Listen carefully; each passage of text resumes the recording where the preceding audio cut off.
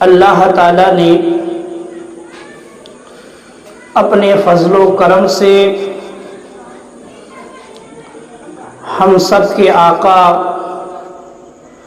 سرکار دو عالم صلی اللہ تعالی علیہ وآلہ وسلم کے پیارے نواسے حضرت امام حسین رضی اللہ تعالی عنہ کو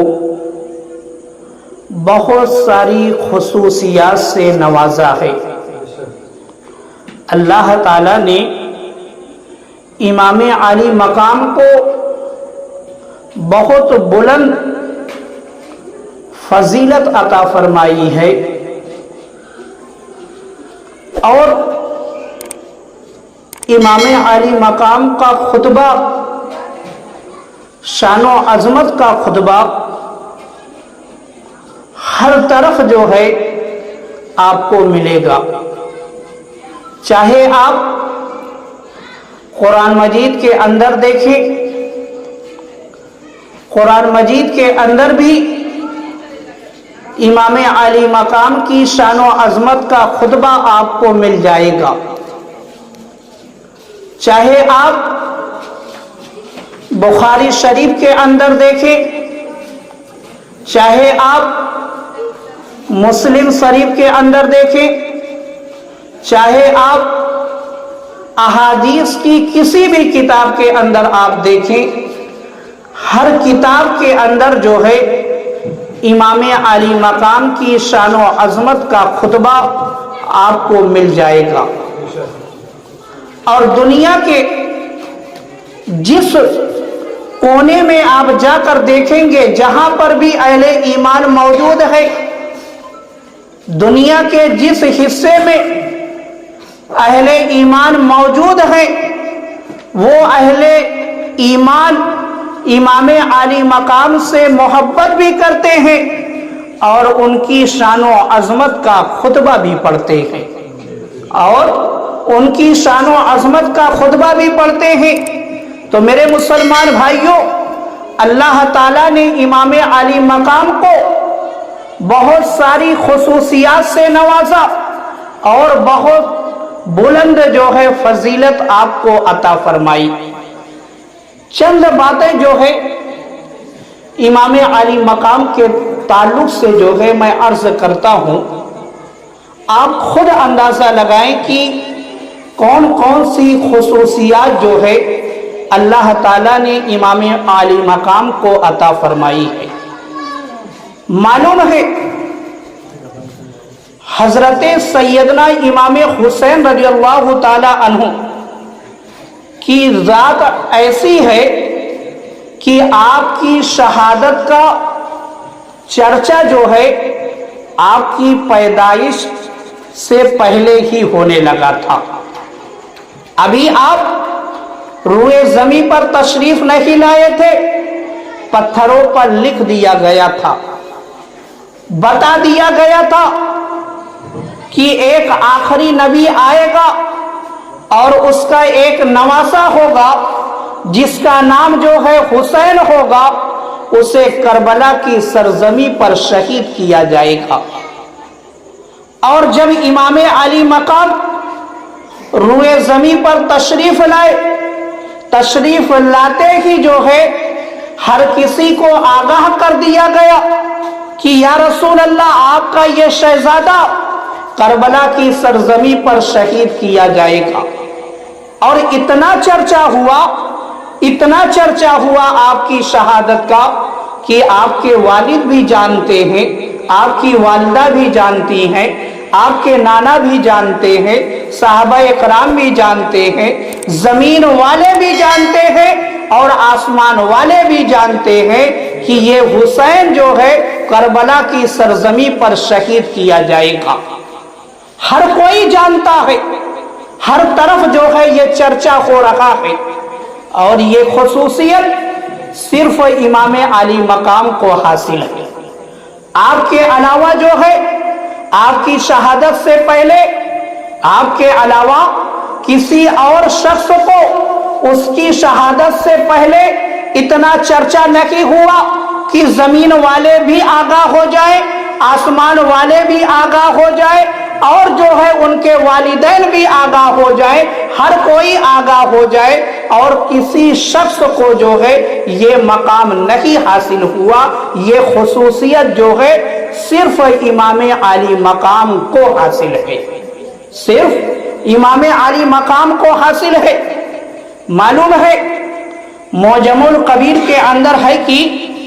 ایک مرتبہ جو ہے حضرت جبریل علیہ السلام ہمارے آقا سرکار دو عالم صلی اللہ تعالی علیہ وآلہ وسلم کی بارگاہ میں تشریف لائے۔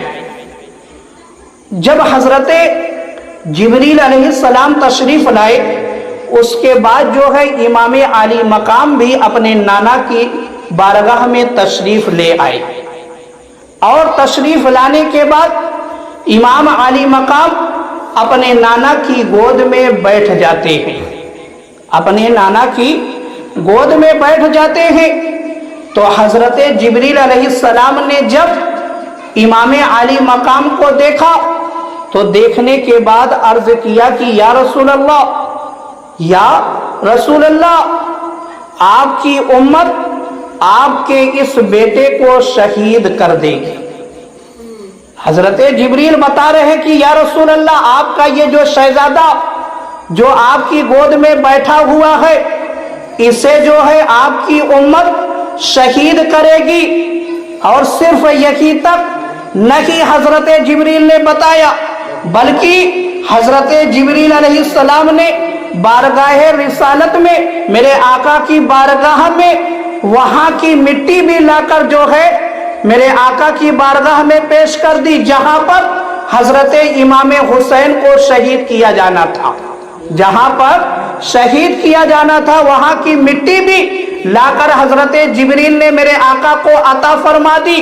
اور ساتھ میں یہ بھی بتا دیا کہ یا رسول اللہ، آپ کا یہ شہزادہ جو ہے کربلا کی سرزمین پر شہید کیا جائے گا، وہاں کی یہ مٹی ہے، میرے آقا نے اس مٹی کو لے لیا، اور لینے کے بعد جو ہے حضرت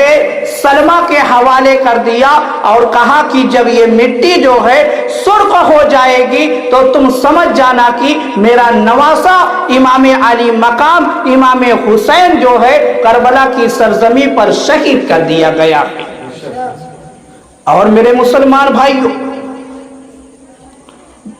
امام علی مقام کی ایک فضیلت دیکھیں۔ حضرت امام حسین رضی اللہ تعالی عنہ کی ایک خاص فضیلت یہ بھی ہے کہ رسول کریم صلی اللہ تعالی علیہ وآلہ وسلم نے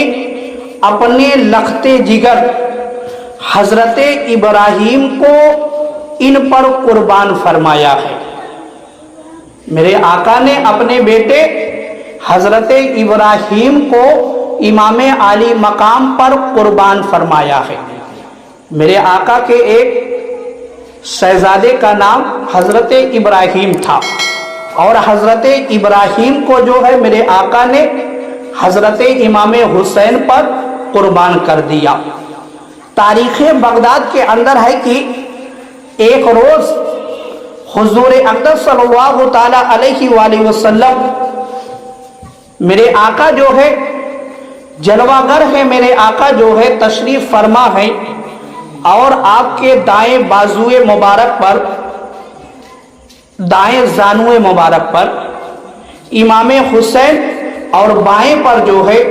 حضور اقدس صلی اللہ تعالی علیہ وآلہ وسلم کے صاحبزادے حضرت ابراہیم بیٹھے تھے۔ یعنی ایک طرف جو ہے حضرت ابراہیم ہے، اور ایک طرف جو ہے حضرت امام حسین ہے، ایک طرف بیٹا ہے، ایک طرف نواسا ہے۔ اب دیکھو میرے مسلمان بھائیوں، اتنے میں جو ہے حضرت جبریل علیہ السلام حاضر ہو جاتے۔ میرے آقا کے دربار میں حضرت جبریل علیہ السلام آ جاتے ہیں، اور آنے کے بعد عرض کیا کہ یا رسول اللہ، ان دونوں کو اللہ تعالی حضور کے پاس یعنی اکٹھا نہ رکھے گا۔ حضرت جبریل نے کہا کہ یا رسول اللہ، اللہ تعالیٰ کی مصلحت یہ ہے، آپ کا رب یہ چاہتا ہے کہ دونوں میں سے جو ہے ایک کا انتخاب کر لیں، چاہے آپ بیٹا لے لیں چاہے نواسا لے لیں، دونوں میں سے جو ہے ایک کا آپ کو انتخاب کرنا پڑے گا، دونوں جو ہے ایک ساتھ آپ کے پاس نہیں رہیں گے۔ یہ حضرت جبریل نے جو ہے میرے آقا سے عرض کیا۔ اب میرے مسلمان بھائیوں، بیٹا بھی پیارا ہوتا ہے، نواسا بھی پیارا ہوتا ہے، دونوں پیارے ہوتے ہیں۔ اب ایسا وقت آ گیا کہ میرے آقا کو ایک کا انتخاب کرنا ہے۔ اگر بیٹے کا انتخاب کرتے ہیں، اگر بیٹے کا انتخاب کرتے ہیں تو حضرت امام علی مقام جو ہے دنیا سے پردہ کر جائیں گے، اور جب حضرت امام علی مقام دنیا سے پردہ کر جائیں گے تو حضرت فاطمہ کو بھی تکلیف ہوگی، حضرت علی کو بھی تکلیف ہوگی، اور میرے آقا کو بھی تکلیف ہوگی۔ اور اگر اپنے بیٹے کا انتخاب کرتے ہیں اور اگر نواسے کا انتخاب کرتے ہیں تو بیٹا جو ہے اس کا انتقال ہو جائے گا، وہ دنیا سے پردہ کر جائے گا، تو میرے آقا کو تکلیف ہوگی۔ تو اب میرے آقا نے فیصلہ کیا کیا؟ دیکھو میرے مسلمان بھائیوں، میرے آقا سرکار دو عالم صلی اللہ تعالی علیہ وآلہ وسلم نے امام حسین کی جدائی گوارا نہ فرمائی، یعنی میرے آقا کو یہ گوارا نہ ہوا کہ میرا حسین جو ہے مجھ سے جدا ہو جائے، میرا حسین مجھ سے جدا ہو جائے، یہ میرے آقا کو گوارا نہیں ہوا۔ اس لیے میرے آقا نے جو ہے امام علی مقام کا انتخاب فرما لیا، امام علی مقام کا انتخاب فرما لیا۔ جب میرے آقا نے امام علی مقام کا انتخاب فرما لیا تو 3 دن کے بعد حضرت ابراہیم کا وصال ہو گیا، 3 دن کے بعد حضرت ابراہیم کا وصال ہو گیا۔ اس واقعے کے بعد، یعنی جب یہ واقعہ پیش آیا، اس کے بعد جو ہے حضور صلی اللہ تعالی علیہ وآلہ وسلم جب آپ کو یعنی امام علی مقام کو آتا دیکھتے تو بوسہ دیتے، سینے سے لگا لیتے اور فرماتے میں نے اس پر جو ہے اپنے بیٹے کو قربان کیا ہے، میں نے اس پر جو ہے ابراہیم کو قربان کیا ہے۔ یہ محبت ہے، یہ محبت ہے نواسے سے میرے آقا کی، کہ میرے آقا نے جو ہے اپنے بیٹے کو تو قربان کر دیا، اپنے بیٹے کو تو قربان کر دیا مگر نواسے کو بچا لیا۔ نواسے کی جدائی جو ہے آپ سے برداشت نہ ہوئی، آپ نے جو ہے بیٹے کو جو ہے رب کی بارگاہ میں پیش کر دیا، رب کو دے دیا اور امام علی مقام کا انتخاب کر لیا۔ اب میرے مسلمان بھائیوں سوچو، جس رسول کو امام علی مقام کی جدائی برداشت نہ کی، جس رسول کو امام علی مقام کی جدائی جو ہے برداشت نہ کی ہے، وہی نواسا جو ہے جب کربلا کی سرزمین پر شہید کیا جا رہا ہوگا تو میرے آقا کے اوپر کیا گزر رہی ہوگی۔ آپ دیکھیں، کربلا کا نقشہ جو ہے اپنی نظروں کے سامنے رکھیں اور میرے آقا کی محبت دیکھیں کہ میرے آقا نے جو ہے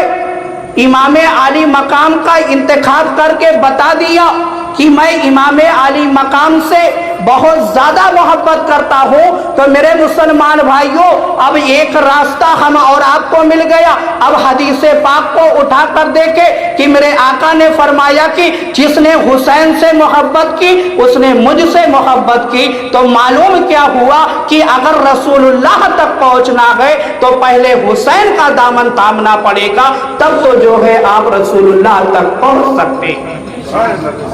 اور دیکھو میرے مسلمان بھائیوں، امام علی مقام کی ایک خصوصیت اور دیکھیں، آپ کو ایک خصوصیت یہ بھی حاصل ہے کہ حضرت علامہ جامی رحمت اللہ علیہ اپنی کتاب شواہد النبوہ کے اندر لکھتے ہیں کہ حضرت امام علی مقام سیدنا امام حسین رضی اللہ تعالی عنہ کی شان یہ تھی کہ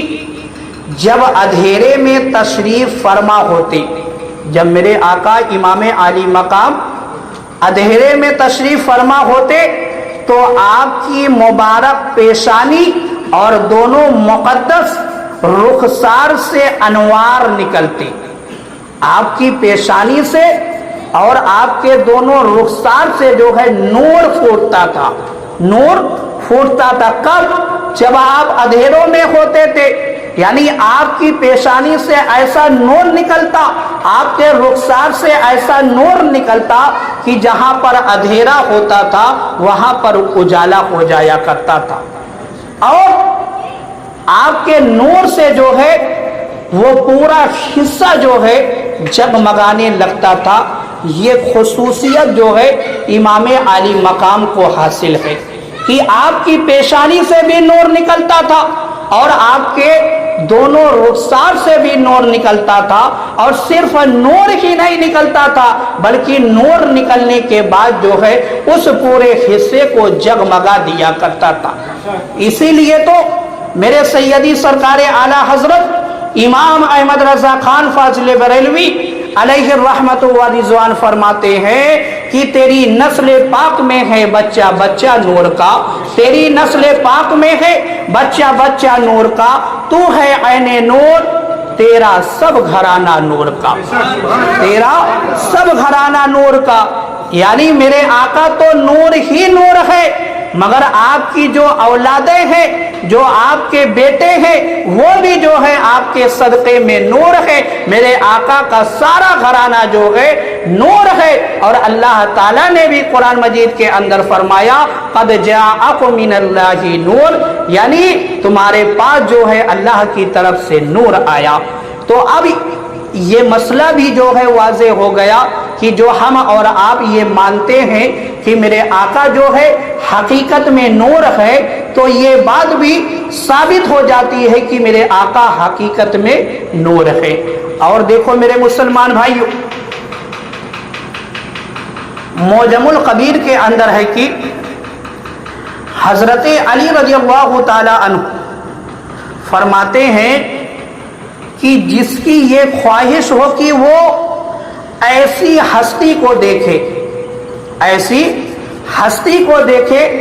جو چہرے سے گردن تک سرکار صلی اللہ تعالی علیہ وآلہ وسلم کے سب سے زیادہ مشابہ وہ حسن بن علی کو دیکھ لے۔ یعنی اگر کسی کو یہ دیکھنے کی تمنا ہو کہ میرے آقا سرکار دو عالم صلی اللہ تعالی علیہ وآلہ وسلم کا چہرہ کیسا تھا، گردن کیسا تھا، تو حضرت علی فرماتے ہیں کہ وہ حضرت امام حسن کو دیکھ لے، وہ حضرت امام حسن کو دیکھ لے۔ اور جس کی یہ خواہش ہوگی وہ ایسی ہستی کو دیکھے جو گردن سے ٹخنے تک رنگ و جسامت میں نبی کریم صلی اللہ تعالی علیہ وآلہ وسلم کے سب سے زیادہ مشابہ ہو، وہ حسین بن علی کو دیکھ لے، وہ حسین بن علی کو دیکھ لے۔ یعنی دونوں بھائی حسنین کریمین جو ہے وہ میرے آقا کے مشابہ ہیں۔ اگر کوئی میرے آقا کو دیکھنا چاہے تو وہ امام حسن کو دیکھ لے، وہ امام حسین کو دیکھ لے تو میرے آقا کے جلوے کو دیکھ لے گا۔ یہ حضرت علی فرما رہے ہیں، حضرت علی بتا رہے ہیں کہ اگر کسی کو دیکھنے کی خواہش ہے کہ میرے آقا کیسے تھے، میرے آقا کا چہرہ کیسا تھا، میرے آقا کا گردن کیسا تھا، میرے آقا کا سینہ مبارکہ کیسا تھا، تو وہ حسنین کریمین کو دیکھ لے۔ حسنین کریمین کو دیکھنے کے بعد وہ دیکھ لے، وہ یہ سمجھ لے کہ یہی جو ہے میرے آقا سرکار دو عالم صلی اللہ تعالی علیہ وآلہ وسلم کے مشابہ ہیں۔ اسی طریقے سے جو ہے میرے آقا کا چہرہ انور تھا۔ اور صحابہ کرام کرتے بھی یہی تھے کہ جب میرے آقا نے دنیا سے پردہ کر لیا اور انہیں میرے آقا کی یاد آتی تھی، میرے آقا کو دیکھنا چاہتے تھے، تو وہ حسنین کریمین کو دیکھ لیا کرتے تھے، ان کو تسلی مل جایا کرتی تھی۔ اسی طریقے سے جو ہے صحابہ کرام نے دیکھ کر ہم اور آپ کو بھی درس دے دیا، سبق دے دیا کہ جو حضرت علی نے فرمایا ہے وہ یقیناً حق ہے، اس میں جو ہے ذرہ برابر شک کی گنجائش نہیں ہے۔ اور دیکھو میرے مسلمان بھائیو، اسلام میں یوم عاشورہ یعنی 10 محرم کی جو تاریخ ہے بہت اہمیت کی حامل ہے۔ आशूरा की जो तारीख है, मुहर्रम की 10 तारीख बहुत अहमियत की हामिल है, इससे बहुत ज़्यादा अहमियत हासिल है। इस दिन जो है बहुत से वाक़यात रोनुमा हुए पेश आए हैं। मसलन जो है हज़रत नूह अलैहिस्सलाम की कश्ती का कोहे जूदी पर ठहरना और हज़रत यूनुस अलैहिस्सलाम का मछली के पेट से बाहर आना, हज़रत इब्राहीम अलैहिस्सलाम की विलादत, हज़रत ईसा अलैहिस्सलाम की विलादत, हज़रत मूसा अलैहिस्सलाम और उनकी कौम का दरियाए नील से पार हो जाना और फिरौन का अपनी कौम समेत जो है गर्क होना वगैरह। इस दिन को सबसे ज़्यादा शोहरत इस बात से मिली है कि इसी दिन जो है सैयदना इमाम हुसैन और आपके ख़ानदान और रफ़्का को भूख और प्यास की हालत में जो है मैदान करबला में निहायत बेरहमी के साथ शहीद किया गया। मतलब क्या, आशूरा की जो तारीख है उसमें जो है बहुत सारे वाक़यात पेश आए हैं, मगर इन वाक़यात की वजह से जो है वो शोहरत, वो मकाम जो है आशूरा को नहीं हासिल हुआ। जो मकाम, जो शोहरत जो है जब इमाम आली मकाम की शहादत से आशूरा का रिश्ता जुड़ गया तो इसे जो है वो मकाम हासिल हुआ, वो मकाम हासिल हुआ कि आशूरा का दिन जो है हर मुसलमान के दिल में आ गया, हर मुसलमान के दिल में आ गया। यानी जो शोहरत, जो बुलंदी, जो मकाम व मर्तबा हासिल हुआ शहादत इमाम हुसैन की वजह से, वो और किसी वाक़यात की वजह से जो है आशूरा को नहीं हासिल हुआ। और आशूरा के दिन हुआ क्या, हज़रत इमाम आली मकाम को और आपके रफ़्का अजीज़ो अकारिब को करबला की सरजमी पर शहीद किया गया है। और ये रिश्ता जो है आशूरा से, इमाम आली मकाम से जुड़ जाता है तो आशूरा जो है आशूरा हो जाता है, इससे शोहरत हासिल हो जाती है, इससे बुलंदी हासिल हो जाती है। और मेरे मुसलमान भाई, अब आखिर में जो है अपने आका सरकार मुस्तफ़ा सल्लल्लाहु ताला अलैहि वसल्लम की दुआ मैं पेश करता हूँ कि मेरे आका ने दुआ क्या की है। नूरुल अबसार के अंदर है कि हुजूर अक़दस सल्लल्लाहु ताला अलैहि वसल्लम ने इरशाद फरमाया, मेरे आका ने इरशाद फरमाया, ऐ अल्लाह, मैं हुसैन से मोहब्बत करता हूँ। मेरे आका अल्लाह की बारगाह में दुआ कर रहे कि ऐ अल्लाह, मैं हुसैन से मोहब्बत करता हूँ, तू भी हुसैन से मोहब्बत फरमा, तू भी हुसैन से मोहब्बत फरमा और उस शख्स से भी मोहब्बत कर जो शख्स हुसैन से मोहब्बत करे। मेरे मुसलमान भाइयों, हदीस पाक पर गौर करें कि इस हदीस पाक के अंदर कितना बड़ा इनाम हम और आपके लिए जो है पोशीदा है कि मेरे आका ने रब की बारगाह में अर्ज किया कि मौला, मैं हुसैन से मोहब्बत करता हूं। पहले तो मेरे आका फरमा रखे हैं कि मेरे मौला, मैं हुसैन से मोहब्बत करता हूं, तो भी हुसैन से मोहब्बत कर। अल्लाह ताला भी हुसैन से मोहब्बत करता है। अब आगे मेरे आका ने क्या दुआ फरमाई कि ऐ परवरदिगार आलम, जो भी हुसैन से मोहब्बत करे, जो भी हुसैन से मोहब्बत करे, उससे तू भी मोहब्बत फरमा। यानी हुसैन की मोहब्बत अगर दिल में सच्ची आ गई तो परवरदिगार तुम्हें मिल जाएगा, मेरा मौला तुमसे राजी हो जाएगा। मगर शर्त यह है कि सच्ची मोहब्बत होनी चाहिए। रियाकारी वाली नहीं, दिखाने वाली नहीं, या सिर्फ चंद दिन वाली नहीं, बल्कि सच्ची पक्की मोहब्बत होनी चाहिए। और मोहब्बत के लिए सबसे पहले शर्त यह है कि जिससे मोहब्बत की जाए उसके नक्शे कदम पर चला जाए, उसके फरमान पर अमल किया जाए, उसके फरमान पर अमल किया जाए। अब अगर आप हुसैन की मोहब्बत चाहते हैं, अगर हुसैन को राजी करना चाहते हैं और ये चाहते हैं कि मेरा हुसैन जो है मुझसे राजी हो जाए ताकि मेरा परवरदिगार भी मुझसे राजी हो जाए, तो आपको वो काम करना पड़ेगा जिसमें मेरे हुसैन की रज़ा है, जिसमें मेरे हुसैन की रज़ा है। और मेरे हुसैन की रज़ा किसमें है? तो आप करबला की सरजमी पर देख ले कि आखिरी वक्त है, फिर भी आपने सजदे को नहीं छोड़ा, तो मालूम क्या हुआ कि नमाज जो है मेरे हुसैन को बहुत ही ज्यादा अजीज है। तो अब अगर कोई शख्स ये चाहता है कि मेरा हुसैन जो है मुझसे राजी हो जाए, तो वो नमाज के दामन को थाम ले, तो मेरा हुसैन जो है राजी हो जाएगा। अब अगर कोई शख्स ये चाहता है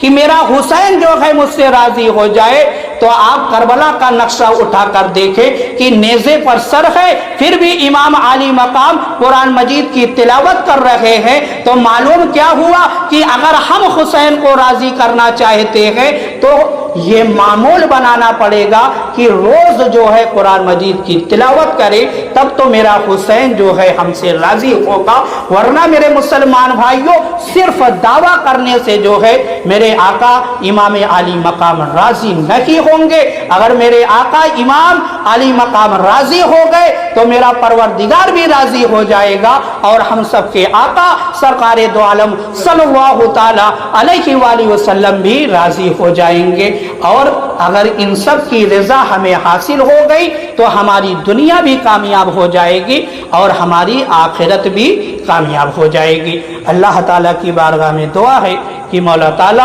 हम सबको अमल करने की तौफीक अता फरमा।